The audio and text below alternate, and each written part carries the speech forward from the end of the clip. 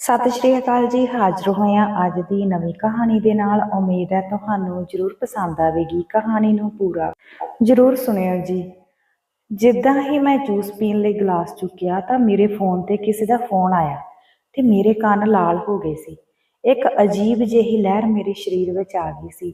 ਪੂਰੀ ਗੱਲ ਕਰਕੇ ਮੈਂ ਉੱਠ ਕੇ ਖੜੀ ਹੋਈ ਤੇ ਮੇਰਾ ਘਰ ਵਾਲਾ ਮੈਨੂੰ ਦੇਖਦਾ ਸੀ ਤੇ ਕਹਿਣ ਲੱਗਾ ਕਿ ਪ੍ਰੀਤੀ ਕਿੱਥੇ ਚੱਲੀ ਆ, ਘੱਟੋ ਘੱਟ ਰੋਟੀ ਤਾਂ ਖਾ ਲੈਂਦੀ।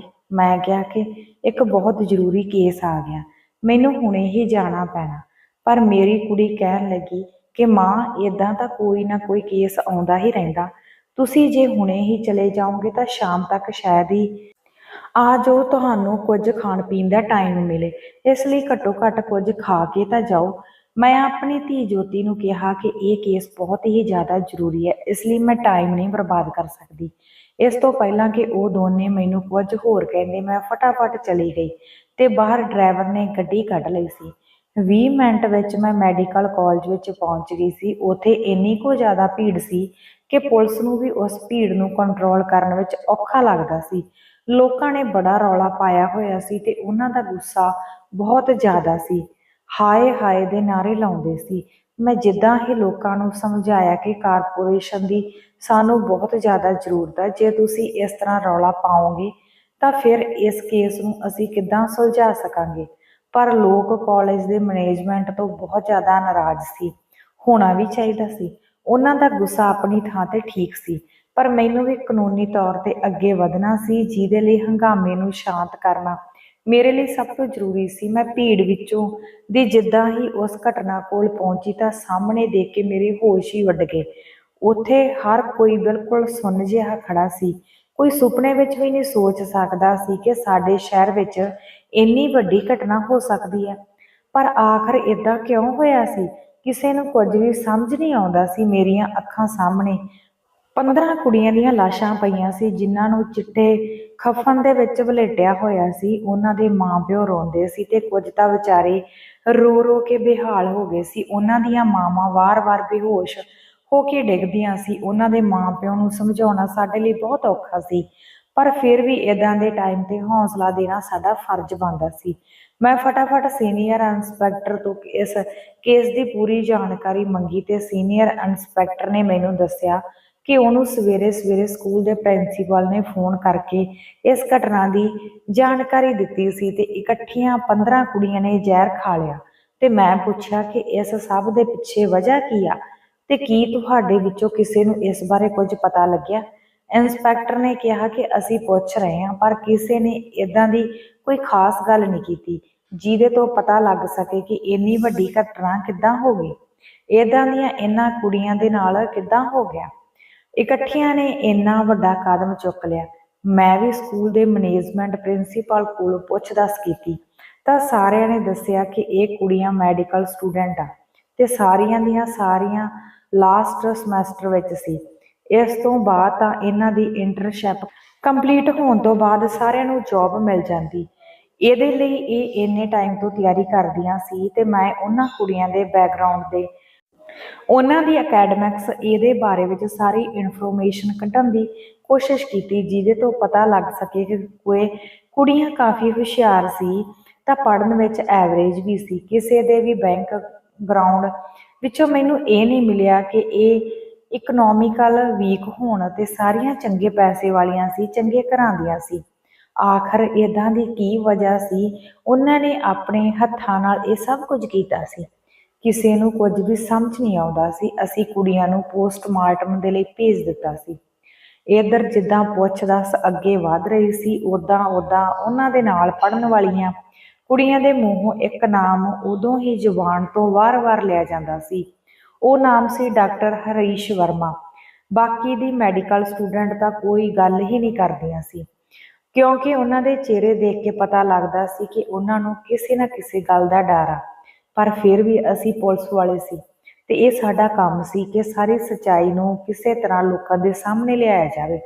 ਇਸ ਲਈ ਅਸੀਂ ਹਰ ਤਰੀਕੇ ਨਾਲ ਉਹਨਾਂ ਦੇ ਮੂੰਹ ਤੋਂ ਸੱਚ ਕੱਢਣ ਦੀ ਕੋਸ਼ਿਸ਼ ਕਰਦੇ ਸੀ। ਪਰ ਕੁੜੀਆਂ ਦਾ ਕਹਿਣਾ ਸੀ ਕਿ ਉਹਨਾਂ ਨੂੰ ਜ਼ਿਆਦਾ ਕੁਝ ਇਸ ਬਾਰੇ ਨਹੀਂ ਪਤਾ। ਤੇ ਹਾਂ, ਪਰ ਇਹ ਕੁੜੀਆਂ ਡਾਕਟਰ ਹਰੀਸ਼ ਵਰਮਾ ਦੇ ਕੋਲ ਕਾਫੀ ਆਉਂਦੀਆਂ ਜਾਂਦੀਆਂ ਸੀ, ਕਿਉਂਕਿ ਉਹਨਾਂ ਸਾਰੀਆਂ ਕੁੜੀਆਂ ਦਾ ਕਨੈਕਸ਼ਨ ਡਾਕਟਰ ਦੇ ਨਾਲ ਹੀ ਨਿਕਲ ਰਿਹਾ ਸੀ।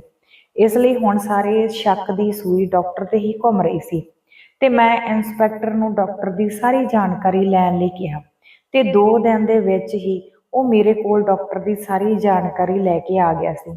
ਡਾਕਟਰ ਵੀ ਕੁਆਰਾ ਸੀ, ਉਹਨੇ ਵਿਆਹ ਨਹੀਂ ਕਰਵਾਇਆ ਸੀ। ਇਹਦੇ ਨਾਲ ਹੀ ਨਾਲ ਉਹਨੇ ਮੈਡੀਕਲ ਦੀ ਫੀਲਡ ਵਿੱਚ ਬਹੁਤ ਵੱਡੀ ਖੋਜ ਕੀਤੀ ਹੋਈ ਸੀ। ਕਈ ਸਾਰੀਆਂ ਬਿਮਾਰੀਆਂ ਦਾ ਇਲਾਜ ਡਾਕਟਰ ਹਰੀਸ਼ ਵਰਮਾ ਨੇ ਲੱਭਿਆ ਹੋਇਆ ਸੀ, ਜਿਹਦੇ ਲਈ ਉਹਨਾਂ ਨੇ ਬਹੁਤ ਸਾਰੇ ਪ੍ਰਾਈਜ਼ਸ ਤੇ ਸਨਮਾਨ ਵੀ ਮਿਲੇ ਹੋਏ ਸੀ। ਕਿਉਂਕਿ ਡਾਕਟਰ ਨੇ ਆਪਣੀ ਪੜ੍ਹਾਈ ਵੀ ਇਸੇ ਕਾਲਜ ਤੋਂ ਕੀਤੀ ਸੀ, ਇਸ ਲਈ ਦੇਸ਼ ਵਿਦੇਸ਼ ਵਿੱਚ ਵੱਡੇ ਵੱਡੇ ਕੰਮ ਕਰਨ ਤੋਂ ਬਾਅਦ ਡਾਕਟਰ ਨੂੰ ਜਦੋਂ ਇਸੇ ਕਾਲਜ ਵਿੱਚ ਪੜ੍ਹਾਉਣ ਦਾ ਆਫਰ ਦਿੱਤਾ ਗਿਆ ਤਾਂ ਉਹਨਾਂ ਨੇ ਫਟਾਫਟ ਮੰਨ ਲਿਆ ਸੀ, ਕਿਉਂਕਿ ਉਹਨੂੰ ਸ਼ੁਰੂ ਤੋਂ ਹੀ ਇਸ ਕਾਲਜ ਨਾਲ ਬੜਾ ਲਗਾਵ ਸੀ। ਤੇ ਇੱਥੋਂ ਤੱਕ ਕਿ ਡਾਕਟਰ ਹਰੀਸ਼ ਵਰਮਾ ਨੂੰ ਭਾਰਤ ਸਰਕਾਰ ਦੇ ਵੱਲੋਂ ਵੀ ਨੋਮੀਨੇਟ ਕੀਤਾ ਗਿਆ ਸੀ। ਇਹ ਸਭ ਜਾਣਨ ਦੇ ਬਾਅਦ ਮੇਰਾ ਦਿਮਾਗ ਤਾਂ ਉਲਝ ਹੀ ਗਿਆ ਸੀ। ਇੰਨੇ ਵੱਡੇ ਦਰਜੇ ਦਾ ਇਨਸਾਨ, ਇੰਨਾ ਪੜ੍ਹਿਆ ਲਿਖਿਆ ਸੀ ਤੇ ਜਿਹਨੇ ਸਮਾਜ ਦੇ ਲਈ ਇੰਨੀ ਵੱਡੀ ਖੋਜ, ਸਮਾਜ ਦੀ ਸੇਵਾ ਕੀਤੀ ਤੇ ਪਤਾ ਨਹੀਂ ਕਿੰਨੇ ਲੋਕਾਂ ਨੂੰ ਡਾਕਟਰ ਨੇ ਮੁਫਤ ਵਿੱਚ ਹੀ ਠੀਕ ਕੀਤਾ ਸੀ, ਤੇ ਫਿਰ ਇਸ ਇਨਸਾਨ ਦਾ ਨਾਮ ਇੰਨੇ ਵੱਡੇ ਕਾਂਡ ਵਿੱਚ ਕਿੱਦਾਂ ਜੁੜ ਸਕਦਾ। ਮੈਨੂੰ ਤਾਂ ਕੁਝ ਵੀ ਸਮਝ ਨਹੀਂ ਆਉਂਦੀ ਸੀ। ਜੇ ਡਾਕਟਰ ਦੇ ਬੈਕਗ੍ਰਾਉਂਡ ਨੂੰ ਧਿਆਨ ਵਿੱਚ ਰੱਖਿਆ ਜਾਵੇ ਤਾਂ ਇਸ ਗੱਲ ਤੇ ਵਿਸ਼ਵਾਸ ਕਰਨਾ ਔਖਾ ਸੀ ਉਹਨਾਂ ਦਾ ਇਸ ਕੇਸ ਨਾਲ ਕੋਈ ਵੀ ਤਾਲੁਕ ਰਿਹਾ ਹੋਵੇ, ਪਰ ਕਿਉਂਕਿ ਕਿਸੇ ਵੀ ਇਨਸਾਨ ਦਾ ਬੈਕਗਰਾਉਂਡ ਇਹ ਸਾਬਤ ਨਹੀਂ ਕਰ ਸਕਦਾ ਕਿ ਉਹ ਕੋਈ ਵੀ ਅਪਰਾਧ ਨਹੀਂ ਕਰ ਸਕਦਾ, ਕਿਉਂਕਿ ਇਨਸਾਨ ਦੇ ਦਿਮਾਗ ਦਾ ਕੋਈ ਭਰੋਸਾ ਨਹੀਂ। ਕਦੋਂ ਕੌਣ ਕਿਸ ਚੀਜ਼ ਦੇ ਲਈ ਕੀ ਕਰ ਬੈਠੇ ਇਹ ਕੋਈ ਨਹੀਂ ਜਾਣਦਾ। ਇਹਦੇ ਲਈ ਅਸੀਂ ਇਹਨਾਂ ਸਾਰੀਆਂ ਚੀਜ਼ਾਂ ਨੂੰ ਇੱਕ ਪਾਸੇ ਰੱਖਿਆ ਤੇ ਡਾਕਟਰ ਹਰੀਸ਼ ਵਰਮਾ ਨੂੰ ਲੈ ਕੇ ਹੋਰ ਵੀ ਜ਼ਿਆਦਾ ਕਾਲਜ ਵਿੱਚ ਪੁੱਛ-ਦੱਸ ਸ਼ੁਰੂ ਕਰ ਦਿੱਤੀ, ਜਿਹਦੇ ਤੋਂ ਹੌਲੀ ਹੌਲੀ ਇਹ ਪਤਾ ਲੱਗਣ ਲੱਗਾ ਕਿ ਕਾਲਜ ਦੀਆਂ ਕਾਫੀ ਸਾਰੀਆਂ ਕੁੜੀਆਂ ਡਾਕਟਰ ਤੋਂ ਕਾਫੀ ਪਰੇਸ਼ਾਨ ਸੀ, ਪਰ ਹਜੇ ਵੀ ਕੁਝ ਇੱਦਾਂ ਦਾ ਸੀ ਜੋ ਖੁੱਲ੍ਹ ਕੇ ਸਾਹਮਣੇ ਨਹੀਂ ਆਉਂਦਾ ਸੀ। ਇੱਦਾਂ ਹੀ ਮੈਨੂੰ ਪਤਾ ਲੱਗਿਆ ਕਿ ਡਾਕਟਰ ਦਾ ਇੱਕ ਅਸਿਸਟੈਂਟ ਵੀ ਆ, ਉਹ ਡਾਕਟਰ ਆਨੰਦ। ਮੈਂ ਸੋਚਿਆ ਕਿ ਉਹਨੂੰ ਤਾਂ ਡਾਕਟਰ ਦੇ ਬਾਰੇ ਵਿੱਚ ਸਭ ਕੁਝ ਪਤਾ ਹੋਊਗਾ, ਇਸ ਲਈ ਮੈਂ ਡਾਕਟਰ ਆਨੰਦ ਕੋਲੋਂ ਪੁੱਛ-ਦੱਸ ਸ਼ੁਰੂ ਕੀਤੀ ਤੇ ਡਾਕਟਰ ਆਨੰਦ ਨੇ ਪਹਿਲਾਂ ਤਾਂ ਡਾਕਟਰ ਦੀ ਬੜੀ ਤਾਰੀਫ ਕੀਤੀ। ਫਿਰ ਮੈਂ ਉਹਨੂੰ ਗੁੱਸੇ ਨਾਲ ਪੁੱਛਿਆ ਤਾਂ ਉਸਨੇ ਮੈਨੂੰ ਸੱਚ ਦੱਸਿਆ ਕਿ ਕਾਲਜ ਦੀਆਂ ਕਾਫੀ ਸਾਰੀਆਂ ਕੁੜੀਆਂ ਡਾਕਟਰ ਤੋਂ ਪਰੇਸ਼ਾਨ ਸੀ, ਕਿਉਂਕਿ ਉਹਨਾਂ ਨੂੰ ਨੰਬਰ ਦੇਣ ਵਿੱਚ ਉਹ ਬਹੁਤ ਹੀ ਹੇਰਾਫੇਰੀ ਕਰਦਾ ਸੀ, ਜਦ ਕਿ ਕੁੜੀਆਂ ਬਹੁਤ ਮਿਹਨਤ ਕਰਦੀਆਂ ਸੀ। ਇੱਥੋਂ ਡਿਗਰੀ ਕੰਪਲੀਟ ਕਰਨ ਤੋਂ ਬਾਅਦ ਜਦੋਂ ਇਹ ਕੁੜੀਆਂ ਇੰਟਰਨਸ਼ਿਪ ਦੇ ਲਈ ਅੱਗੇ ਜਾਂਦੀਆਂ ਤਾਂ ਉਹਨਾਂ ਦੇ ਅਕੈਡਮਿਕਸ ਮਾਰਕਸ ਬਹੁਤ ਮਾਇਨੇ ਰੱਖਦੇ ਆ। ਇੱਕ ਇੱਕ ਨੰਬਰ ਤੋਂ ਹਰ ਕੁੜੀ ਦਾ ਭਵਿੱਖ ਬਣ ਜਾਂਦਾ ਤੇ ਵਿਗੜ ਵੀ ਜਾਂਦਾ, ਕਿਉਂਕਿ ਹਰ ਇੱਕ ਨੰਬਰ ਉਹਨਾਂ ਦੀ ਨੌਕਰੀ ਦੀ ਦਿਸ਼ਾ ਨੂੰ ਤੈਅ ਕਰਦਾ। ਪਰ ਕਿਉਂਕਿ ਡਾਕਟਰ ਹਰੀਸ਼ ਵਰਮਾ ਦੇ ਹੱਥ ਵਿੱਚ ਸਭ ਅਥਾਰਟੀ ਆ ਗਈ ਸੀ, ਜਿਹਦੇ ਕਰਕੇ ਉਹ ਕੁੜੀਆਂ ਨੂੰ ਆਪਣੇ ਮਨਮਾਨੀ ਢੰਗ ਨਾਲ ਚਲਾਉਂਦਾ ਸੀ। ਤੇ ਮੈਂ ਡਾਕਟਰ ਆਨੰਦ ਨੂੰ ਥੋੜਾ ਜਿਹਾ ਪ੍ਰੈਸ਼ਰ ਪਾਉਂਦੇ ਹੋਏ ਕਿਹਾ ਕਿ ਆਪਣੀ ਮਨਮਾਨੀ ਢੰਗ ਨਾਲ ਚਲਾਉਂਦਾ ਸੀ ਤੇ ਤੁਹਾਡਾ ਕੀ ਮਤਲਬ ਆ। ਇਸ ਤੇ ਡਾਕਟਰ ਆਨੰਦ ਨੇ ਕਿਹਾ ਕਿ ਉਹ ਤਾਂ ਮੈਨੂੰ ਨਹੀਂ ਪਤਾ, ਪਰ ਬਸ ਮੈਂ ਸਿਰਫ ਕੁੜੀਆਂ ਦੇ ਮੂੰਹੋਂ ਇਹ ਸੁਣਿਆ ਸੀ ਕਿ ਡਾਕਟਰ ਉਹਨਾਂ ਤੇ ਆਪਣੀ ਮਨਮਾਨੀ ਕਰਦਾ। ਇਸ ਤੋਂ ਜ਼ਿਆਦਾ ਮੈਨੂੰ ਕੁਝ ਵੀ ਨਹੀਂ ਪਤਾ, ਪਰ ਸਭ ਕੁਝ ਬਹੁਤ ਉਲਝਿਆ ਹੋਇਆ ਲੱਗ ਰਿਹਾ ਸੀ। ਕੁਝ ਵੀ ਸਮਝ ਨਹੀਂ ਆਉਂਦਾ ਸੀ ਕਿ ਆਖਰ ਇਸ ਸਭ ਦੇ ਪਿੱਛੇ ਅਸਲੀ ਗੁਨਾਹਗਾਰ ਕੌਣ ਆ, ਕਿਉਂਕਿ ਜੇ ਕੋਈ ਇੱਕ ਆਪਣੇ ਆਪ ਨਾਲ ਇੱਦਾਂ ਕਰਦਾ ਤਾਂ ਸਮਝ ਵਿੱਚ ਆਉਂਦਾ ਕਿ ਕਿਸੇ ਦੀ ਕੋਈ ਪਰਸਨਲ ਪ੍ਰੋਬਲਮ ਹੋਊਗੀ, ਪਰ ਇੱਕ ਦੇ ਨਾਲ 15 ਕੁੜੀਆਂ ਦਾ ਇੰਨਾ ਵੱਡਾ ਕਦਮ ਚੁੱਕ ਲੈਣਾ ਇਹ ਸਾਫ਼ ਇਸ਼ਾਰਾ ਕਰਦਾ ਸੀ ਕਿ ਜ਼ਰੂਰ ਇਹਦੇ ਪਿੱਛੇ ਕੋਈ ਬਹੁਤ ਵੱਡੀ ਸਾਜ਼ਿਸ਼ ਆ ਜਾਂ ਕੋਈ ਇੰਨਾ ਵੱਡਾ ਪ੍ਰੈਸ਼ਰ ਜਿਹਦੇ ਬਾਰੇ ਵਿੱਚ ਕੋਈ ਸੋਚ ਵੀ ਨਹੀਂ ਸਕਦਾ ਸੀ। ਪਰ ਆਖਰ ਇੱਦਾਂ ਦਾ ਕੀ ਆ, ਇਹ ਗੱਲ ਦਿਨ ਰਾਤ ਮੈਨੂੰ ਪਰੇਸ਼ਾਨ ਕਰਦੀ ਸੀ। ਇੱਧਰ ਸਾਡੇ ਉੱਪਰ ਵੀ ਹੋਰ ਜ਼ਿਆਦਾ ਪ੍ਰੈਸ਼ਰ ਬਣਦਾ ਜਾ ਰਿਹਾ ਸੀ, ਜਿਹਦੇ ਤੋਂ ਅਸੀਂ ਜਲਦੀ ਤੋਂ ਜਲਦੀ ਅਸੀਂ ਕੇਸ ਨੂੰ ਸੋਲਵ ਕਰ ਸਕੀਏ, ਕਿਉਂਕਿ ਇਹ ਕੇਸ ਬੜਾ ਹੀ ਹਾਈ ਪ੍ਰੋਫਾਈਲ ਬਣ ਗਿਆ ਸੀ। ਪਰ ਇੱਕ ਪਾਸੇ ਅਸੀਂ ਇਹਦੀ ਸਖਤ ਹਦਾਇਤ ਵੀ ਰੱਖ ਦਿੱਤੀ ਸੀ ਕਿ ਜਦੋਂ ਤੱਕ ਸਾਨੂੰ ਡਾਕਟਰ ਦੇ ਖਿਲਾਫ ਕੋਈ ਸਬੂਤ ਨਹੀਂ ਮਿਲਦਾ ਉਦੋਂ ਤੱਕ ਅਸੀਂ ਉਹਨਾਂ ਨੂੰ ਕੁਝ ਨਹੀਂ ਕਰ ਸਕਦੇ, ਕਿਉਂਕਿ ਡਾਕਟਰ ਹਰੀਸ਼ ਵਰਮਾ ਕੋਈ ਛੋਟੀ ਮੋਟੀ ਹਸਤੀ ਨਹੀਂ ਸੀ। ਉਹ ਇੱਕ ਬਹੁਤ ਹੀ ਵੱਡੀ ਸ਼ਖਸੀਅਤ ਸੀ ਤੇ ਉਸਦਾ ਨਾਮ ਦੇਸ਼ ਵਿਦੇਸ਼ ਵਿੱਚ ਆਉਂਦਾ ਸੀ, ਇਸ ਲਈ ਉਹਦੇ ਤੇ ਬਿਨਾਂ ਕਿਸੇ ਸਬੂਤ ਦੇ ਕੋਈ ਐਕਸ਼ਨ ਨਹੀਂ ਲੈ ਸਕਦੇ ਸੀ। ਗੱਲ ਇਹੀ ਸੀ ਕਿ ਸਾਡੇ ਕੋਲ ਕੋਈ ਵੀ ਸਬੂਤ ਨਹੀਂ ਸੀ, ਪਰ ਸਾਨੂੰ ਨਹੀਂ ਪਤਾ ਸੀ ਕਿ ਆਉਣ ਵਾਲੇ ਕੱਲ੍ਹ ਨੂੰ ਜੋ ਸੱਚਾਈ ਸਾਨੂੰ ਪਤਾ ਲੱਗੂਗੀ ਉਹਦੇ ਨਾਲ ਤਾਂ ਸਾਡੇ ਵੀ ਹੋਸ਼ ਉੱਡ ਜਾਣਗੇ। ਉਸ ਵੇਲੇ ਮੈਂ ਆਫਿਸ ਵਿੱਚ ਬੈਠੀ ਹੋਈ ਸੀ ਤੇ ਇੰਸਪੈਕਟਰ ਮੇਰੇ ਕੋਲ ਉਹਨਾਂ ਕੁੜੀਆਂ ਦੇ ਪੋਸਟਮਾਰਟਮ ਦੀ ਰਿਪੋਰਟ ਲੈ ਕੇ ਆਇਆ। ਮੈਂ ਜਦੋਂ ਉਹਨਾਂ ਦਾ ਚਿਹਰਾ ਦੇਖਿਆ ਤਾਂ ਘਬਰਾ ਕੇ ਲਾਲ ਹੋ ਗਿਆ ਸੀ। ਉਹਨਾਂ ਦੇ ਮੱਥੇ ਤੇ ਪਸੀਨੇ ਦੀਆਂ ਬੂੰਦਾਂ ਸੀ ਤੇ ਮੈਂ ਇੰਸਪੈਕਟਰ ਨੂੰ ਪੁੱਛਿਆ ਕਿ ਇਸ ਰਿਪੋਰਟ ਵਿੱਚ ਇਦਾਂ ਦਾ ਕੀ ਆ ਜੋ ਇੰਨਾ ਜ਼ਿਆਦਾ ਪਰੇਸ਼ਾਨ ਤੁਸੀਂ ਹੋ ਰਹੇ ਹੋ। ਇੰਸਪੈਕਟਰ ਨੇ ਕਿਹਾ ਕਿ ਮੈਡਮ, ਤੁਸੀਂ ਆਪ ਹੀ ਰਿਪੋਰਟ ਨੂੰ ਖੋਲ੍ਹ ਕੇ ਦੇਖ ਲਓ, ਤੁਹਾਨੂੰ ਪਤਾ ਲੱਗ ਜਾਊਗਾ ਕਿ ਇੰਨਾ ਮੈਂ ਪਰੇਸ਼ਾਨ ਕਿਉਂ ਹਾਂ। ਮੈਂ ਜਦੋਂ ਰਿਪੋਰਟ ਖੋਲ੍ਹੀ ਤਾਂ ਮੈਂ ਇੱਕਦਮ ਆਪਣੀ ਕੁਰਸੀ ਤੋਂ ਖੜੀ ਹੋ ਗਈ, ਕਿਉਂਕਿ ਇਸ ਸੱਚਾਈ ਬਾਰੇ ਤਾਂ ਕਦੀ ਸੋਚ ਵੀ ਨਹੀਂ ਸਕਦੀ ਸੀ। ਮੈਂ ਫਟਾਫਟ ਮੈਡੀਕਲ ਕਾਲਜ ਦੇ ਲਈ ਚਲੀ ਗਈ ਤੇ ਉੱਥੇ ਜਾਂਦੇ ਹੀ ਅਸੀਂ ਪ੍ਰਿੰਸੀਪਲ ਆਫਿਸ ਵਿੱਚ ਪਹੁੰਚ ਕੇ ਡਾਕਟਰ ਦੇ ਬਾਰੇ ਪੁੱਛਿਆ ਤਾਂ ਪ੍ਰਿੰਸੀਪਲ ਘਬਰਾ ਗਿਆ ਤੇ ਕਹਿਣ ਲੱਗਾ ਕਿ ਕੀ ਗੱਲ ਆ। ਮੈਂ ਫਿਰ ਪ੍ਰਿੰਸੀਪਲ ਨੂੰ ਪੋਸਟਮਾਰਟਮ ਰਿਪੋਰਟ ਵਿੱਚ ਆਈ ਸੱਚਾਈ ਦੇ ਬਾਰੇ ਵਿੱਚ ਸਭ ਕੁਝ ਦੱਸਿਆ ਤਾਂ ਉਹ ਵੀ ਘਬਰਾ ਗਿਆ। ਮੈਂ ਕਿਹਾ ਕਿ ਹੁਣ ਅਸੀਂ ਡਾਕਟਰ ਨੂੰ ਗ੍ਰਿਫਤਾਰ ਕਰਾਂਗੇ ਕਿਉਂਕਿ ਅਸੀਂ ਉਹਦਾ ਟੈਸਟ ਕਰਨਾ।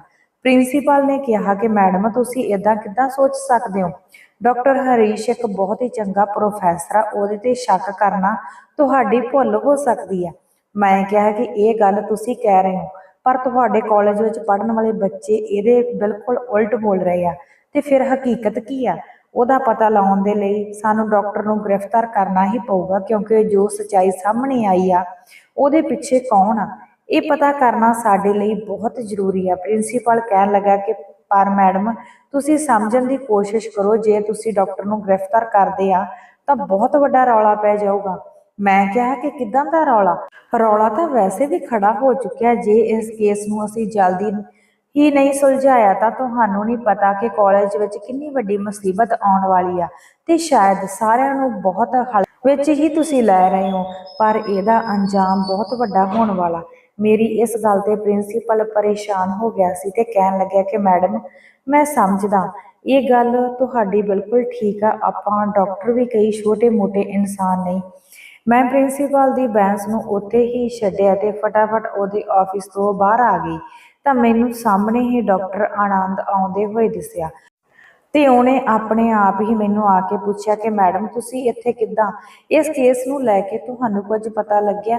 ਮੈਂ ਉਹਨੂੰ ਫਟਾਫਟ ਕਹਿ ਦਿੱਤਾ ਕਿ ਡਾਕਟਰ ਹਰੀਸ਼ ਕਿੱਧਰ ਮਿਲਣਗੇ, ਕੀ ਤੁਹਾਨੂੰ ਪਤਾ? ਉਹ ਮੈਨੂੰ ਆਪਣੇ ਨਾਲ ਡਾਕਟਰ ਦੇ ਕੈਬਨ ਵਿੱਚ ਲੈ ਗਿਆ।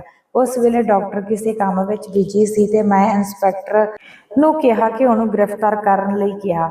ਡਾਕਟਰ ਸਾਨੂੰ ਪੁੱਛਣ ਲੱਗਿਆ ਕਿ ਉਹਨੂੰ ਗ੍ਰਿਫਤਾਰ ਕਿਉਂ ਕੀਤਾ ਜਾ ਰਿਹਾ। ਮੈਂ ਫਿਰ ਉਹਨੂੰ ਦੱਸਿਆ ਕਿ ਪੋਸਟਮਾਰਟਮ ਰਿਪੋਰਟ ਵਿੱਚ ਕੀ ਸੱਚਾਈ ਖੁੱਲ੍ਹ ਕੇ ਆਈ ਹੈ। ਦਰਅਸਲ ਰਿਪੋਰਟ ਵਿੱਚ ਇਹੀ ਨਿਕਲਿਆ ਸੀ ਕਿ ਉਹ 15 ਕੁੜੀਆਂ ਪ੍ਰੈਗਨੈਂਟ ਸੀ ਤੇ ਕਈ 2 ਮਹੀਨਿਆਂ ਦੀਆਂ ਪ੍ਰੈਗਨੈਂਟ ਸੀ ਤੇ ਕਈ 3 ਮਹੀਨਿਆਂ ਦੀਆਂ, ਕੋਈ 4 ਹੋ ਨਾ ਹੋ, ਉਹਨਾਂ ਸਾਰਿਆਂ ਦੇ ਮਰਨ ਦੀ ਵਜ੍ਹਾ ਇਹੀ ਇੱਕ ਸੀ, ਕਿਉਂਕਿ ਉਹ ਸਾਰੀਆਂ ਦੀਆਂ ਸਾਰੀਆਂ ਪ੍ਰੈਗਨੈਂਟ ਸੀ। ਪਰ ਹੁਣ ਪਤਾ ਇਹ ਲਗਾਉਣਾ ਸੀ ਕਿ ਉਹਨਾਂ ਦੇ ਨਾਲ ਇਦਾਂ ਕਰਨ ਵਾਲਾ ਕੌਣ ਸੀ। ਡਾਕਟਰ ਕਹਿਣ ਲੱਗਾ, ਤਾਂ ਕਿ ਮੈਡਮ ਤੁਹਾਨੂੰ ਮੇਰੇ ਤੇ ਸ਼ੱਕ ਆ? ਮੈਂ ਕਿਹਾ ਕਿ ਤੁਸੀਂ ਇਹੀ ਸਮਝੋ।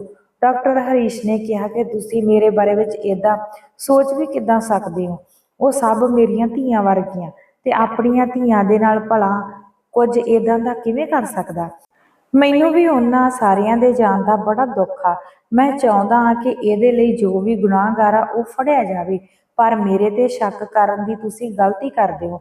ਮੈਂ ਕਿਹਾ ਕਿ ਜੇ ਤੁਸੀਂ ਸੱਚ ਵਿੱਚ ਉਹਨਾਂ ਕੁੜੀਆਂ ਨੂੰ ਇਨਸਾਫ ਦਿਵਾਉਣਾ ਚਾਹੁੰਦੇ ਹੋ ਤਾਂ ਪੂਰੀ ਜਾਣਕਾਰੀ ਪਤਾ ਕਰਨ ਵਿੱਚ ਸਾਡੀ ਮਦਦ ਕਰੋ। ਮੇਰੀ ਇਸ ਗੱਲ ਤੇ ਡਾਕਟਰ ਇੱਕਦਮ ਚੁੱਪ ਹੋ ਗਿਆ ਤੇ ਫਿਰ ਚੁੱਪਚਾਪ ਹੀ ਨਹੀਂ ਸਾਡੇ ਨਾਲ ਗੱਡੀ ਵਿੱਚ ਬੈਠ ਗਿਆ। ਡਾਕਟਰ ਹਰੀਸ਼ ਨੂੰ ਅਸੀਂ ਹਸਪਤਾਲ ਵਿੱਚ ਜਾਂਚ ਦੇ ਲਈ ਲੈ ਕੇ ਜਾਂਦੇ ਸੀ, ਜਿੱਥੇ ਉਹ ਅਕਸਰ ਹੀ ਸਾਡੇ ਇੱਥੇ ਆਉਣ ਵਾਲੇ ਮੁਜਰਮਾਂ ਦੀ ਮੈਡੀਕਲ ਜਾਂਚ ਕਰਵਾਈ ਜਾਂਦੀ ਸੀ। ਡਾਕਟਰ ਹਰੀਸ਼ ਨੇ ਮੈਡੀਕਲ ਜਾਂਚ ਵਿੱਚ ਕਿਸੇ ਵੀ ਤਰ੍ਹਾਂ ਦੀ ਕੋਈ ਪਰੇਸ਼ਾਨੀ ਨਹੀਂ ਦਿਖਾਈ, ਬਲਕਿ ਉਹਨੇ ਸਾਰੀਆਂ ਚੀਜ਼ਾਂ ਨੂੰ ਚੁੱਪਚਾਪ ਚੰਗੀ ਤਰ੍ਹਾਂ ਕਰਾਇਆ ਤੇ ਜਿਹਨੂੰ ਦੇਖ ਕੇ ਮੈਨੂੰ ਵੀ ਇਹੀ ਲੱਗਣ ਲੱਗਾ ਕਿ ਸ਼ਾਇਦ ਮੈਂ ਉਹਦੇ ਬਾਰੇ ਗਲਤ ਸੋਚਦੀ ਹਾਂ, ਸ਼ਾਇਦ ਗੁਨਾਹਗਾਰ ਕੋਈ ਹੋਰ ਆ। ਇੰਨੇ ਸਾਲਾਂ ਤੋਂ ਮੈਂ ਮੁਜਰਮਾਂ ਨੂੰ ਫੜਦੀ ਸੀ ਤੇ ਮੈਨੂੰ ਇਨਸਾਨ ਦੇ ਚਿਹਰੇ ਦੇ ਭਾਵ ਨੂੰ ਦੇਖ ਕੇ ਹੀ ਬਹੁਤ ਜਲਦੀ ਸਮਝ ਆ ਜਾਂਦਾ ਸੀ ਕਿ ਇਸ ਇਨਸਾਨ ਨੇ ਜ਼ੁਲਮ ਕੀਤਾ ਜਾਂ ਨਹੀਂ। ਤੇ ਡਾਕਟਰ ਦੇ ਚਿਹਰੇ ਤੇ ਤਾਂ ਬਿਲਕੁਲ ਸ਼ਾਂਤ ਭਾਵ ਸੀ, ਕਿਸੇ ਵੀ ਤਰ੍ਹਾਂ ਪਰੇਸ਼ਾਨੀ ਨਹੀਂ ਦਿਖਦੀ ਸੀ, ਬਲਕਿ ਮੈਨੂੰ ਬਿਲਕੁਲ ਉਹ ਸ਼ਾਂਤ ਜਿਹਾ ਹੀ ਦਿਖੀ ਜਾਂਦਾ ਸੀ, ਜੋ ਕਿ ਇੱਕ ਬੇਗੁਨਾਹ ਦੇ ਦਿਲ ਵਿੱਚ ਹੁੰਦਾ। ਜੋ ਉਸ ਇਨਸਾਨ ਦੇ ਮਨ ਵਿੱਚ ਹੁੰਦਾ, ਜਿਹਨੂੰ ਭਰੋਸਾ ਹੁੰਦਾ ਕਿ ਉੱਪਰ ਵਾਲਾ ਸੱਚਾਈ ਸਾਰਿਆਂ ਦੇ ਸਾਹਮਣੇ ਲੈ ਕੇ ਆਊਗਾ। ਮੈਡੀਕਲ ਜਾਂਚ ਤੋਂ ਬਾਅਦ ਅਸੀਂ ਡਾਕਟਰ ਨੂੰ 24 ਘੰਟਿਆਂ ਦੇ ਲਈ ਆਪਣੀ ਨਿਗਰਾਨੀ ਹੇਠ ਉਹਦੇ ਘਰ ਭੇਜ ਦਿੱਤਾ ਸੀ। ਜਦੋਂ ਤੱਕ ਉਹਦਾ ਗੁਨਾਹ ਸਾਬਤ ਨਹੀਂ ਹੋ ਜਾਂਦਾ, ਉਦੋਂ ਤੱਕ ਅਸੀਂ ਉਹਨੂੰ ਜੇਲ੍ਹ ਵਿੱਚ ਨਹੀਂ ਰੱਖ ਸਕਦੇ ਸੀ, ਪਰ ਹਾਂ, ਅਸੀਂ ਉਹਨੂੰ ਇਦਾਂ ਖੁੱਲ੍ਹਾ ਵੀ ਨਹੀਂ ਛੱਡ ਸਕਦੇ ਸੀ। ਇਸ ਲਈ ਅਸੀਂ ਉਹਨਾਂ ਦੇ ਘਰ ਹੀ ਭੇਜ ਦਿੱਤਾ। ਅਗਲੇ ਦਿਨ ਜੋ ਰਿਪੋਰਟ ਸਾਡੇ ਸਾਹਮਣੇ ਆਈ, ਉਹਨੂੰ ਦੇਖ ਕੇ ਤਾਂ ਮੇਰੇ ਹੋਸ਼ ਉੱਡ ਗਏ, ਕਿਉਂਕਿ ਪਹਿਲੀ ਵਾਰ ਜ਼ਿੰਦਗੀ ਵਿੱਚ ਇਦਾਂ ਹੋਇਆ ਸੀ ਕਿ ਮੈਂ ਕਿਸੇ ਗੁਨਾਹਗਾਰ ਨੂੰ ਪਹਿਚਾਣ ਨਾ ਸਕੀ। ਮੇਰਾ ਅੰਦਾਜ਼ਾ ਗਲਤ ਨਿਕਲਿਆ ਸੀ, ਕਿਉਂਕਿ ਉਹ ਰਿਪੋਰਟ ਉਹਨਾਂ 15 ਕੁੜੀਆਂ ਦੇ ਪੇਟ ਵਿੱਚ ਜੋ ਬੱਚਾ ਸੀ ਉਹਨਾਂ ਦੀ DNA ਨਾਲ ਮੈਚ ਕਰ ਗਈ ਸੀ। ਪਰ ਸੱਚਾਈ ਜਿੱਦਾਂ ਹੀ ਸਾਰਿਆਂ ਦੇ ਸਾਹਮਣੇ ਆਈ ਤਾਂ ਇਹ ਇੱਕ ਵਧੀਆ ਸਬੂਤ ਸਾਡੇ ਹੱਥ ਲੱਗਾ ਸੀ। ਅਸੀਂ ਫਟਾਫਟ ਉਸ ਡਾਕਟਰ ਨੂੰ ਫੜ ਲਿਆ ਤੇ ਜੇਲ੍ਹ ਵਿੱਚ ਭੇਜ ਦਿੱਤਾ ਸੀ। ਤੇ ਮੈਡੀਕਲ ਕਾਲਜ ਵਿੱਚ ਤਾਂ ਰੌਲਾ ਪੈ ਗਿਆ ਸੀ। ਹੁਣ ਤਾਂ ਹਰ ਕੋਈ ਵੰਨ-ਸਵੰਨੀਆਂ ਗੱਲਾਂ ਕਰਦਾ ਸੀ। ਜੋ ਕੁੜੀਆਂ ਪਹਿਲਾਂ ਘੱਟ ਹੀ ਬੋਲਦੀਆਂ ਸੀ ਤੇ ਹੁਣ ਡਾਕਟਰ ਦੇ ਬਾਰੇ ਵਿੱਚ ਗੱਲਾਂ ਕਰਦੀਆਂ ਸੀ, ਥੋੜਾ ਖੁੱਲ੍ਹ ਕੇ ਸਾਹਮਣੇ ਆਉਣ ਲੱਗੀਆਂ ਸੀ। ਕਹਿਣ ਲੱਗੀਆਂ ਸੀ ਕਿ ਡਾਕਟਰ ਬਿਲਕੁਲ ਵੀ ਚੰਗਾ ਨਹੀਂ ਲੱਗਦਾ ਸੀ। ਉਹ ਕੁੜੀਆਂ ਦਾ ਫਾਇਦਾ ਚੁੱਕਣ ਦੀ ਕੋਸ਼ਿਸ਼ ਕਰਦਾ ਸੀ, ਪਰ ਕਦੀ ਕਿਸੇ ਦੇ ਸਾਹਮਣੇ ਉਹਨਾਂ ਨੇ ਜ਼ੁਬਾਨ ਹੀ ਨਹੀਂ ਖੋਲ੍ਹੀ, ਕਿਉਂਕਿ ਹਰ ਕਿਸੇ ਨੂੰ ਆਪਣੇ ਕੈਰੀਅਰ ਦੀ ਫਿਕਰ ਹੁੰਦੀ ਸੀ। ਪਰ ਅੱਜ ਦੇਖੋ, ਰੱਬ ਨੇ ਇਨਸਾਫ ਆਪਣੇ ਆਪ ਹੀ ਕਰ ਦਿੱਤਾ। ਗੁਨਾਹਗਾਰ ਦਾ ਗੁਨਾਹ ਕਦੀ ਵੀ ਲੁਕਦਾ ਨਹੀਂ ਤੇ ਅੱਜ ਡਾਕਟਰ ਨੂੰ ਉਹਨਾਂ ਦੇ ਕਰਮਾਂ ਦੀ ਸਜ਼ਾ ਮਿਲ ਗਈ। ਇਸ ਤੋਂ ਬਾਅਦ ਡਾਕਟਰ ਤੇ ਕੇਸ ਚੱਲਿਆ ਤੇ ਇਹ ਖਬਰ ਅਖਬਾਰਾਂ, ਚੈਨਲਾਂ ਤੇ ਸਾਰੇ ਪਾਸੇ ਆਉਣ ਲੱਗ ਪਈ। ਹਰ ਕੋਈ ਇਸ ਕੇਸ ਨੂੰ ਲੈ ਕੇ ਗੱਲ ਕਰਦਾ ਸੀ। ਕੁਝ ਤਾਂ ਲੋਕ ਇਸ ਖਬਰ ਵਿੱਚ ਹੋਰ ਵੀ ਜ਼ਿਆਦਾ ਮਿਰਚ ਮਸਾਲਾ ਲਾ ਕੇ ਵੱਡੀ ਚੌੜੀ ਕਰਕੇ ਦੱਸਦੇ ਸੀ ਤੇ ਪੈਸਾ ਕਮਾ ਰਹੇ ਸੀ। ਡਾਕਟਰ ਦੀ ਪਹਿਲੀ ਪੇਸ਼ੀ ਜਦੋਂ ਕੋਰਟ ਵਿੱਚ ਹੋਈ ਤਾਂ ਸਾਡੇ ਹੱਥ ਜੋ ਸਬੂਤ ਆਏ ਸੀ, ਉਹਨਾਂ ਨੂੰ ਅਸੀਂ ਜੱਜ ਦੇ ਸਾਹਮਣੇ ਪੇਸ਼ ਕੀਤਾ ਸੀ, ਜਿਹਦੇ ਤੇ ਡਾਕਟਰ ਨੂੰ ਜੇਲ੍ਹ ਭੇਜਣ ਦਾ ਫਰਮਾਨ ਸੁਣਾ ਦਿੱਤਾ ਗਿਆ ਸੀ, ਕਿਉਂਕਿ ਡਾਕਟਰ ਇੱਕ ਬਹੁਤ ਵੱਡਾ ਹੀ ਗੁਨਾਹਗਾਰ ਸੀ ਤੇ ਉਹਨੇ ਸਮਾਜ ਵਿੱਚ ਆਪਣਾ ਜੋ ਯੋਗਦਾਨ ਦਿੱਤਾ ਸੀ, ਉਹਨੂੰ ਵੀ ਕੋਰਟ ਨੇ ਨਜ਼ਰ ਵਿੱਚ ਰੱਖਿਆ ਸੀ ਤੇ ਜਿਹਦੇ ਆਧਾਰ ਤੇ ਜੱਜ ਸਾਹਿਬ ਨੇ 2 ਮਹੀਨਿਆਂ ਬਾਅਦ ਹੀ ਅਗਲੀ ਤਰੀਕ ਦੇ ਦਿੱਤੀ ਸੀ ਤੇ ਕਿਹਾ ਸੀ ਕਿ ਜਦੋਂ ਤੱਕ ਕੋਈ ਵੀ ਇਦਾਂ ਦਾ ਸਬੂਤ ਸਾਡੇ ਹੱਥ ਨਹੀਂ ਲੱਗਦਾ ਜਿਹਦੇ ਵਿੱਚ ਇਹ ਸਾਬਤ ਹੋ ਸਕੇ ਕਿ ਡਾਕਟਰ ਹਰੀਸ਼ ਵਰਮਾ ਤੇ ਇਸ ਕੇਸ ਵਿੱਚ ਬਿਲਕੁਲ ਵੀ ਕੋਈ ਨਾਤਾ ਨਹੀਂ ਆ, ਤਾਂ ਅਸੀਂ ਫਿਰ ਡਾਕਟਰ ਨੂੰ ਜੋ ਵੀ ਜਾਇਜ਼ ਸਜ਼ਾ ਹੋਊਗੀ ਉਹੀ ਦਿੱਤੀ ਜਾਊਗੀ। ਤੇ ਹਰ ਪਾਸੇ ਹਰ ਕੋਈ ਇਹੀ ਗੱਲ ਕਰਦਾ ਸੀ ਕਿ ਡਾਕਟਰ ਨੂੰ ਤਾਂ ਫਾਂਸੀ ਤੇ ਹੀ ਚੜ੍ਹਨ ਵਾਲਾ, ਕਿਉਂਕਿ ਕੋਈ ਵੀ ਨਹੀਂ ਉਹਨੂੰ ਬਚਾ ਸਕਦਾ। ਮੈਂ ਜਿਸ ਜੇਲ੍ਹ ਵਿੱਚ ਜੇਲਰ ਸੀ, ਉਸ ਵਿੱਚ ਡਾਕਟਰ ਨੂੰ ਭੇਜ ਦਿੱਤਾ ਗਿਆ ਸੀ ਤੇ ਉੱਥੇ ਹੀ ਲਿਜਾ ਕੇ ਬੰਦ ਕਰ ਦਿੱਤਾ ਸੀ। ਉਸ ਵੇਲੇ ਉਹ ਬਿਲਕੁਲ ਵੀ ਸ਼ਾਂਤ ਸੀ ਤੇ ਉਹਦੇ ਚਿਹਰੇ ਤੇ ਕਿਸੇ ਵੀ ਤਰ੍ਹਾਂ ਦੀ ਕੋਈ ਪਰੇਸ਼ਾਨੀ ਨਹੀਂ ਦਿਖਦੀ ਸੀ। ਪਤਾ ਨਹੀਂ, ਉਹ ਮੇਰਾ ਦਿਲ ਵਾਰ-ਵਾਰ ਚੀਕ ਰਿਹਾ ਸੀ ਕਿ ਇਹ ਬੰਦਾ ਬੇਗੁਨਾਹ, ਪਰ ਜੋ ਰਿਪੋਰਟ ਵਿੱਚ ਆਇਆ ਉਹਨੂੰ ਇਗਨੋਰ ਤਾਂ ਨਹੀਂ ਮੈਂ ਕਰ ਸਕਦੀ ਸੀ। ਉਹ ਸਾਫ਼ ਤੌਰ ਤੇ ਪੱਕਾ ਸਬੂਤ ਸੀ। ਇਸ ਲਈ ਮੈਨੂੰ ਇਹੀ ਲੱਗਿਆ ਕਿ ਕਦੀ-ਕਦੀ ਇਦਾਂ ਵੀ ਹੁੰਦਾ ਕਿ ਇਨਸਾਨ ਦੇ ਤਜਰਬੇ ਵੀ ਕਈ ਵਾਰ ਫੇਲ ਹੋ ਜਾਂਦੇ ਆ, ਪਰ ਡਾਕਟਰ ਦੇ ਮਾਮਲੇ ਵਿੱਚ ਮੇਰੇ ਨਾਲ ਵੀ ਇਹੀ ਹੋਇਆ ਸੀ।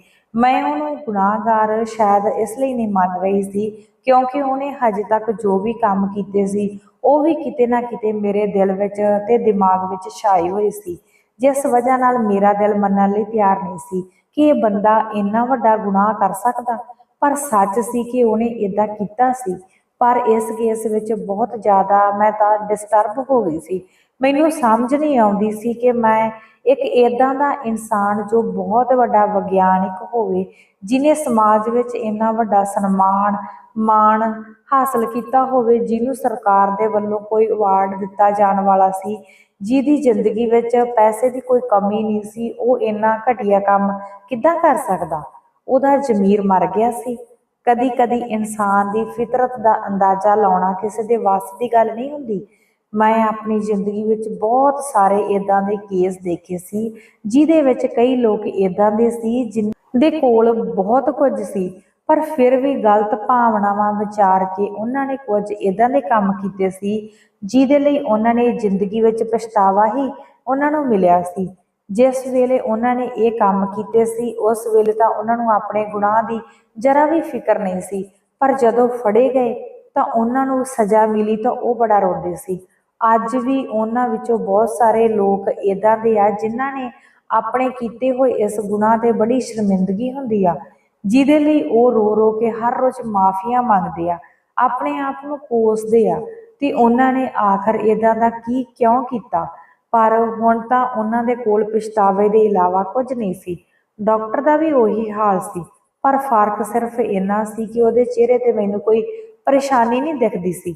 ਉਹ ਇਦਾਂ ਦਾ ਸ਼ਾਂਤ ਸੀ ਕਿ ਜਿੱਦਾਂ ਉਹਨੇ ਹਜੇ ਵੀ ਪਤਾ ਨਹੀਂ ਕਿਹੜੀ ਉਮੀਦ ਲਾਈ ਹੋਈ ਹੋਵੇ ਕਿ ਜਿੱਦਾਂ ਉਹ ਝੂਠਾ ਸਾਬਤ ਹੋ ਹੀ ਜਾਊਗਾ। ਮੈਂ ਘਰੇ ਵੀ ਇਸ ਕੇਸ ਦੇ ਕਰਕੇ ਗੱਲ ਕੀਤੀ ਤੇ ਮੇਰੇ ਘਰ ਵਾਲੇ ਨੇ ਮੈਨੂੰ ਕਿਹਾ ਕਿ ਰਿਪੋਰਟ ਵਿੱਚ ਜੋ ਵੀ ਆਇਆ, ਪਰ ਮੇਰਾ ਦਿਲ ਨਹੀਂ ਮੰਨਦਾ ਕਿ ਇੰਨਾ ਭਲਾਈ ਦਾ ਕੰਮ ਕਰਨ ਵਾਲਾ ਇਨਸਾਨ ਇੰਨਾ ਘਟੀਆ ਕੰਮ ਵੀ ਕਰ ਸਕਦਾ। ਮੈਂ ਉਹਨੂੰ ਕਿਹਾ ਕਿ ਮੈਂ ਮੰਨਦੀ ਹਾਂ ਕਿ ਉਹਨੇ ਭਲਾਈ ਦਾ ਕੰਮ ਕੀਤਾ, ਪਰ ਕਈ ਵਾਰ ਇਨਸਾਨ ਦੀ ਬੁਰਾਈ ਉਹਦੀ ਨੇਕੀ ਤੇ ਭਾਰੀ ਪੈ ਹੀ ਜਾਂਦੀ ਆ। ਡਾਕਟਰ ਦੇ ਕੇਸ ਵਿੱਚ ਵੀ ਇਹੀ ਹੋਇਆ ਸੀ। ਉਹਦੀ ਨੀਅਤ ਖਰਾਬ ਸੀ। ਉਹਦੀ ਨੀਅਤ ਨੇ ਉਹਨੂੰ ਕਿਸੇ ਜੋਗਾ ਨਹੀਂ ਛੱਡਿਆ ਸੀ। ਉਹਨੇ ਜੋ ਵੀ ਕੀਤਾ ਉਹ ਉਹਦਾ ਬਹੁਤ ਵੱਡਾ ਗੁਨਾਹ ਸੀ।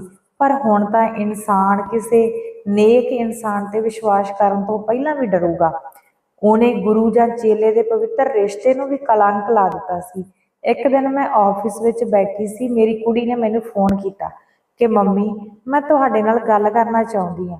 ਮੈਂ ਕਿਹਾ ਕਿ ਮੈਂ ਘਰ ਆਉਂਗੀ ਤਾਂ ਕਰ ਲਈ। ਉਹ ਕਹਿਣ ਲੱਗੀ ਕਿ ਨਹੀਂ, ਮੈਂ ਡਾਕਟਰ ਦੇ ਬਾਰੇ ਵਿੱਚ ਹੀ ਗੱਲ ਕਰਨਾ ਚਾਹੁੰਦੀ ਹਾਂ। ਇਸ ਲਈ ਮੈਂ ਉਹਨੂੰ ਆਫਿਸ ਬੁਲਾਇਆ। ਜਦੋਂ ਉਹ ਆਫਿਸ ਆਈ ਤਾਂ ਬੜਾ ਘਬਰਾਈ ਹੋਈ ਸੀ ਤੇ ਕਹਿਣ ਲੱਗੀ ਕਿ ਮੈਂ ਡਾਕਟਰ ਦੇ ਕੇਸ ਬਾਰੇ ਹੀ ਗੱਲ ਕਰਨਾ ਚਾਹੁੰਦੀ ਹਾਂ। ਮੈਂ ਉਹਦੀ ਗੱਲ ਤੇ ਹੈਰਾਨ ਹੋਈ। ਮੈਂ ਕਿਹਾ ਕਿ ਤੂੰ ਉਸ ਡਾਕਟਰ ਬਾਰੇ ਮੇਰੇ ਨਾਲ ਕੀ ਗੱਲ ਕਰਨਾ ਚਾਹੁੰਦੀ ਹੈ? ਤੇਰਾ ਇਸ ਕੇਸ ਨਾਲ ਕੀ ਸੰਬੰਧ ਆ? ਤੂੰ ਤਾਂ ਇੰਜੀਨੀਅਰਿੰਗ ਕਾਲਜ ਵਿੱਚ ਪੜ੍ਹਦੀ ਆ ਤੇ ਫਿਰ ਡਾਕਟਰ ਦੇ ਬਾਰੇ ਵਿੱਚ ਕਿੱਦਾਂ ਗੱਲ ਕਰ ਸਕਦੀ ਆ? ਮੇਰੀ ਕੁੜੀ ਕਹਿਣ ਲੱਗੀ ਕਿ ਮੰਮੀ, ਮੈਂ ਦੱਸ ਨਹੀਂ ਸਕਦੀ। ਮੇਰਾ ਜੋ ਦੋਸਤ ਅਮਨ, ਉਹਦੀ ਭੈਣ ਇਹਦੇ ਬਾਰੇ ਤੈਨੂੰ ਸਭ ਕੁਝ ਦੱਸਣਾ ਚਾਹੁੰਦੀ ਆ, ਪਰ ਉਹ ਬੜੀ ਡਰੀ ਹੋਈ ਆ, ਇਸ ਲਈ ਉਹ ਇੱਥੇ ਨਹੀਂ ਆ ਸਕਦੀ। ਮੈਂ ਤੁਹਾਨੂੰ ਰਿਕੁਐਸਟ ਕਰਦੀ ਹਾਂ ਕਿ ਤੁਸੀਂ ਪਲੀਜ਼ ਉਹਦੇ ਘਰੇ ਚਲੇ ਜਾਓ।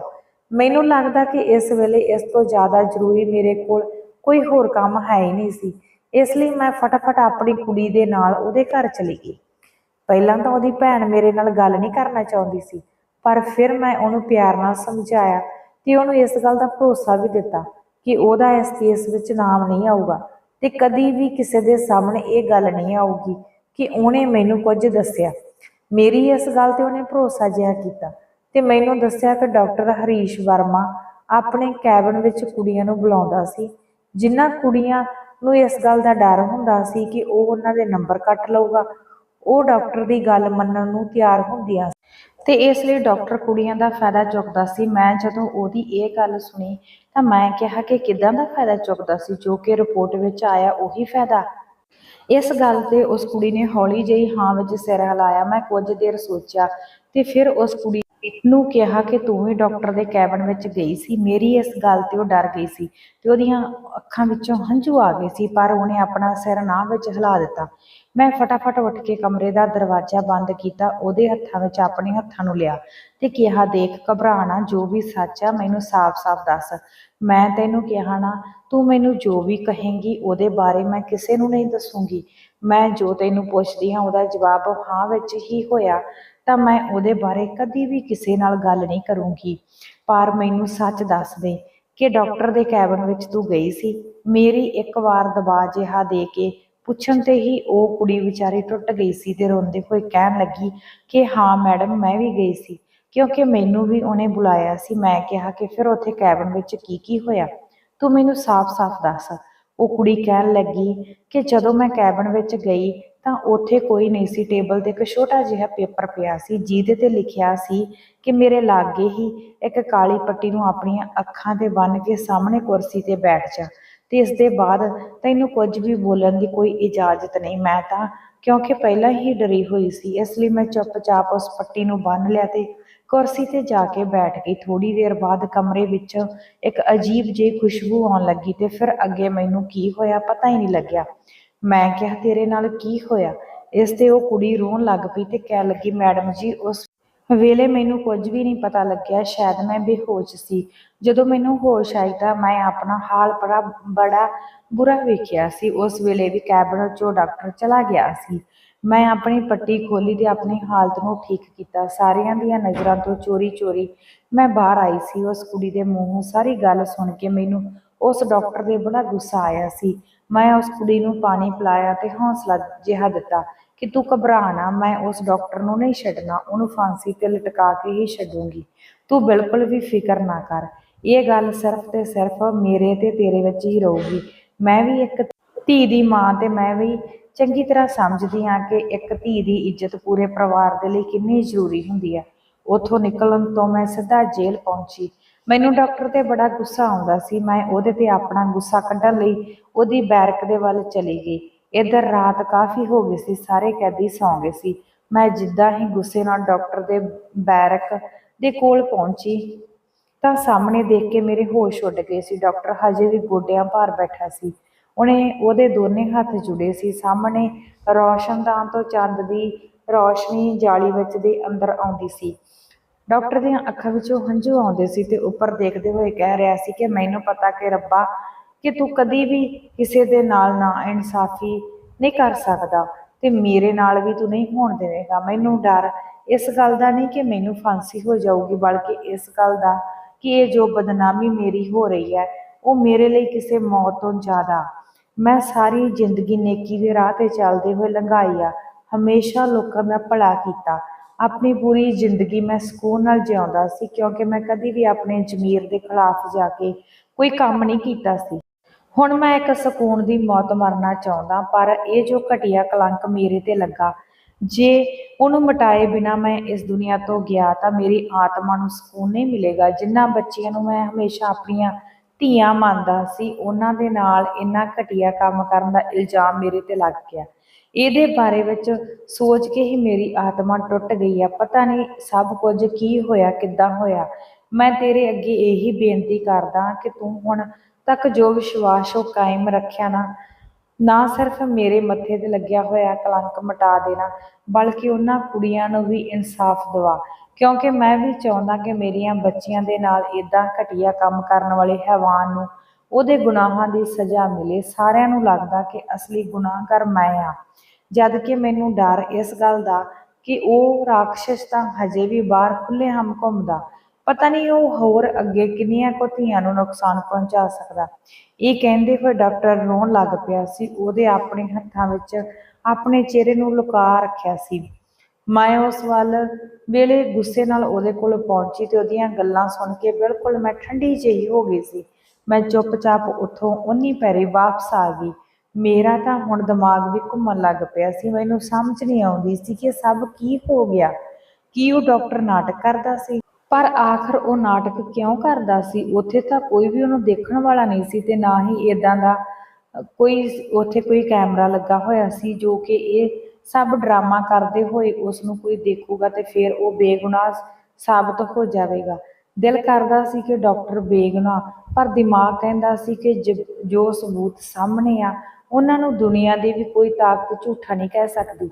ਉਹਦੇ ਹਿਸਾਬ ਨਾਲ ਗੁਨਾਹਗਾਰ ਡਾਕਟਰ ਹਰੀਸ਼ ਵਰਮਾ ਹੀ ਆ। ਸਾਰੀ ਰਾਤ ਮੇਰਾ ਦਿਮਾਗ ਇੱਦਾਂ ਹੀ ਘੁੰਮਦਾ ਰਿਹਾ।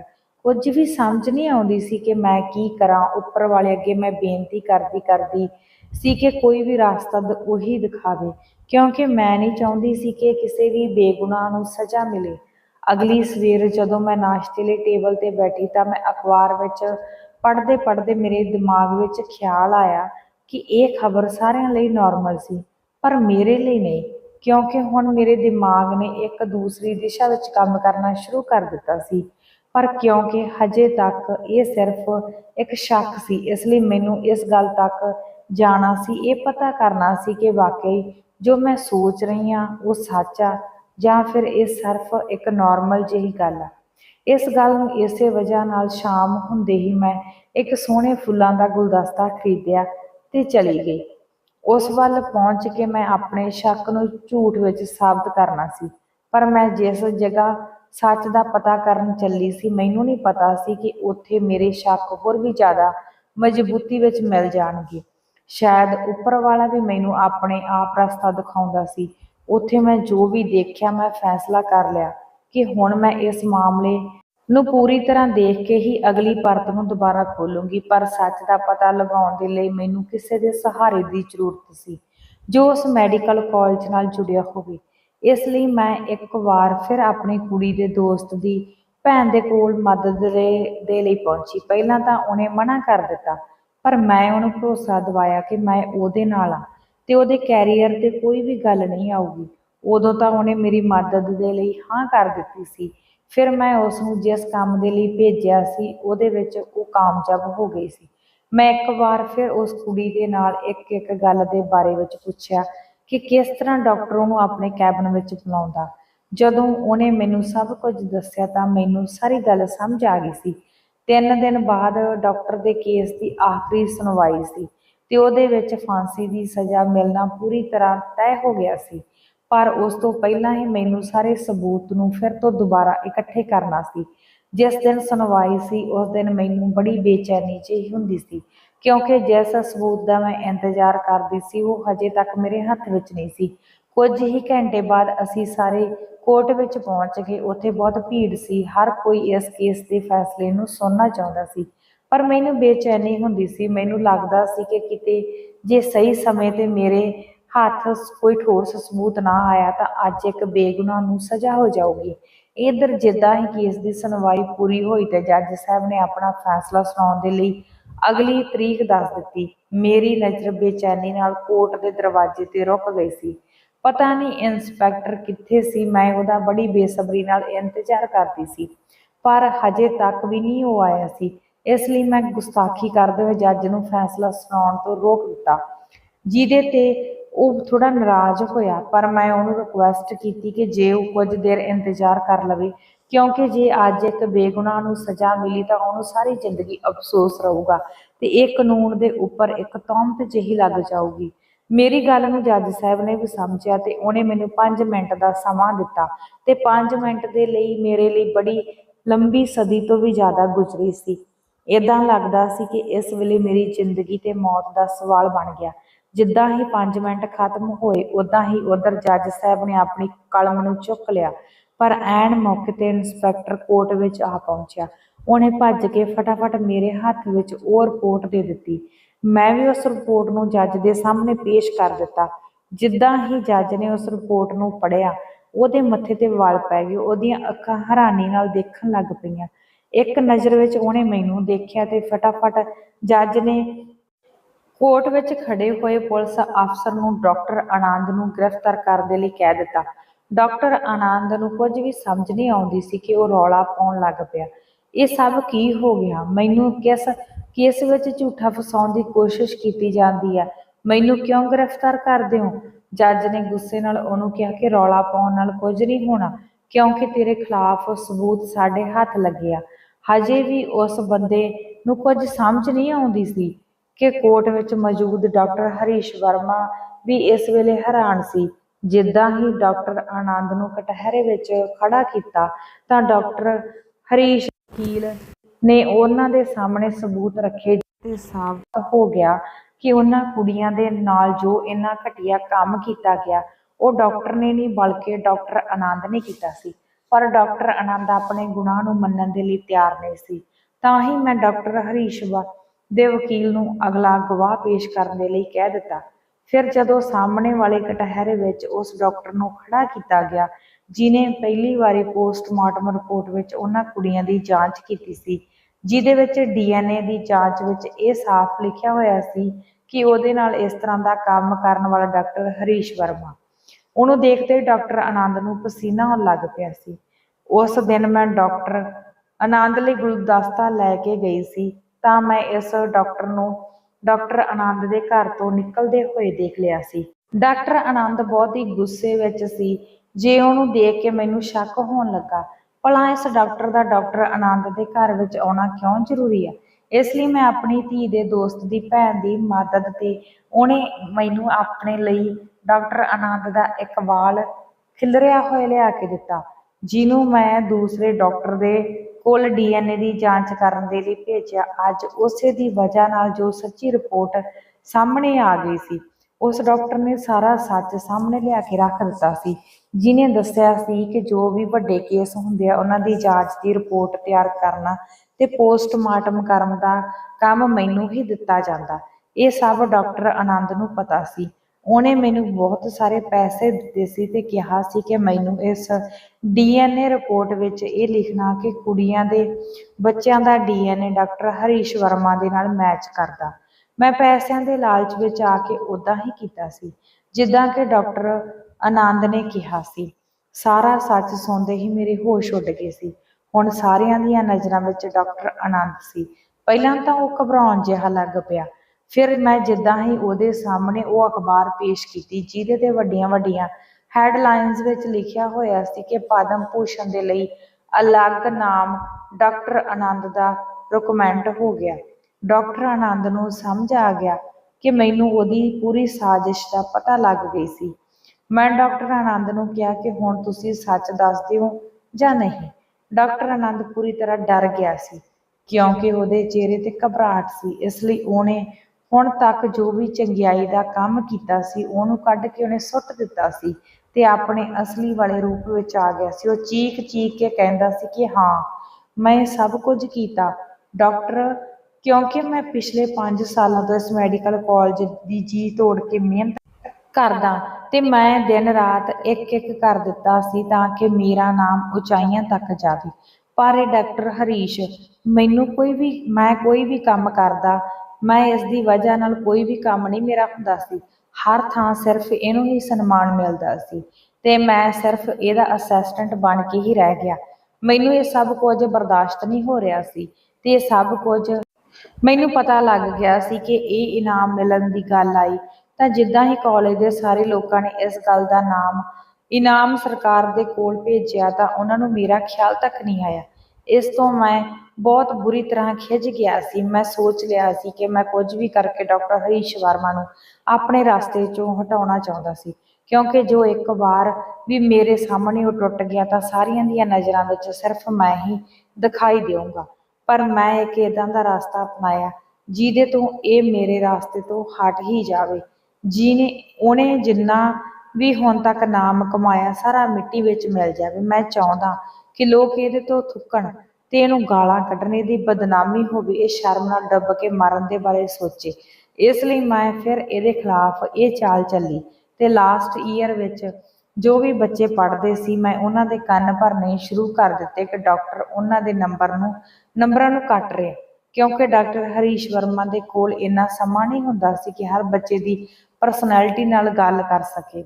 ਇਸ ਲਈ ਉਹਦੇ ਅਸਿਸਟੈਂਟ ਦੇ ਤੌਰ ਤੇ ਮੈਂ ਬਾਕੀ ਦੇ ਸਟੂਡੈਂਟਾਂ ਨਾਲ ਜੁੜਿਆ ਹੋਇਆ ਸੀ। ਉਹਨਾਂ ਨੂੰ ਜੋ ਵੀ ਪ੍ਰੋਬਲਮ ਹੁੰਦੀ ਸੀ ਉਹ ਮੇਰੇ ਦੁਆਰਾ ਹੀ ਡਾਕਟਰ ਤੱਕ ਪਹੁੰਚਦੀ ਸੀ। ਉਹਨਾਂ ਕੁੜੀਆਂ ਨੇ ਮੈਨੂੰ ਹੀ ਕਹਿਣਾ ਸ਼ੁਰੂ ਕਰ ਦਿੱਤਾ ਕਿ ਮੈਂ ਡਾਕਟਰ ਦੇ ਬਾਰੇ ਵਿੱਚ ਗੱਲਾਂ ਕਰਾਂ। ਉਹ ਉਹਨਾਂ ਦੇ ਨੰਬਰ ਛੋਟੀਆਂ ਛੋਟੀਆਂ ਚੀਜ਼ਾਂ ਦਾ ਕਰਕੇ ਕਿਉਂ ਘੱਟਦੇ ਆ, ਬਲਕਿ ਉਹਨਾਂ ਨੂੰ ਤਾਂ ਥੋੜ੍ਹਾ ਜਿਹਾ ਸਪੋਰਟ ਕਰਨਾ ਚਾਹੀਦਾ ਕਿ ਅੱਗੇ ਜਿਸ ਵੀ ਹਸਪਤਾਲ ਵਿੱਚ ਨੌਕਰੀ ਕਰਨਾ ਚਾਹੁੰਦੇ ਹੋਣ ਉਹਨਾਂ ਨੂੰ ਉੱਥੇ ਆਰਾਮ ਨਾਲ ਜੌਬ ਮਿਲ ਸਕੇ।